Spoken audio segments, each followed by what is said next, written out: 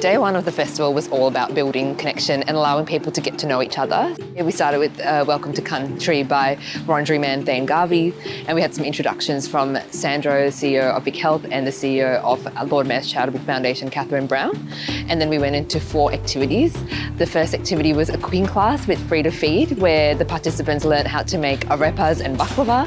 And the second workshop was went down to the Collingwood Children's Farm, and we learned about the riverbank restoration project, which was a really significant project around connecting to culture and the landscape there.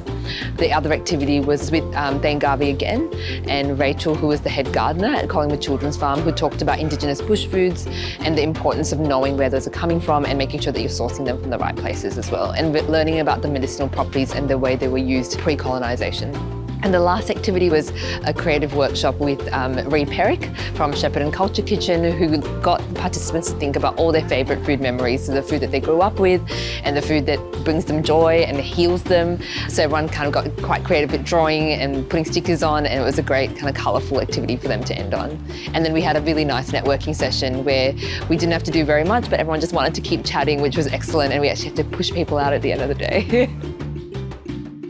So day 2 started with a nice start to the day, being on the nice lawns out here and having a nice coffee and tea and people debriefing about the fun activities that they did yesterday. And then they moved into some keynotes. So we heard from Shu En-Ng, who's from North Carolina University, who's done some great work in leadership. And then we also heard from Corinna Hawkes, who's now the director at the Food and Agriculture Organisation, who really set the scene for the event. We then heard also from Cal Calliope, who's from Black Duck Foods, to talk to us about Indigenous food sovereignty and the importance of relationship building, understanding culture, and working together with Aboriginal people to achieve sovereignty.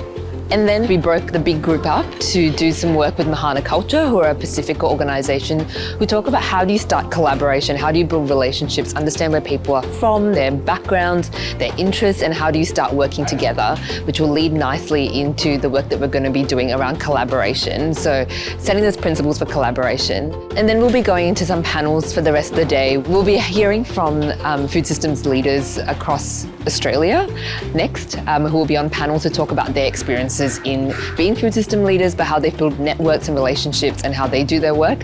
So we'll be hearing from Professor Danielle Gallegos from Queensland University of Technology, Guy Rattani, who's a systems designer at Permaqueer. We'll also be hearing from Josh Collins, who runs a great program in Corryong called Acres and Acres. We're really looking forward to hearing from them and for the participants to take away some of their experiences and learnings and embed that into their work as well.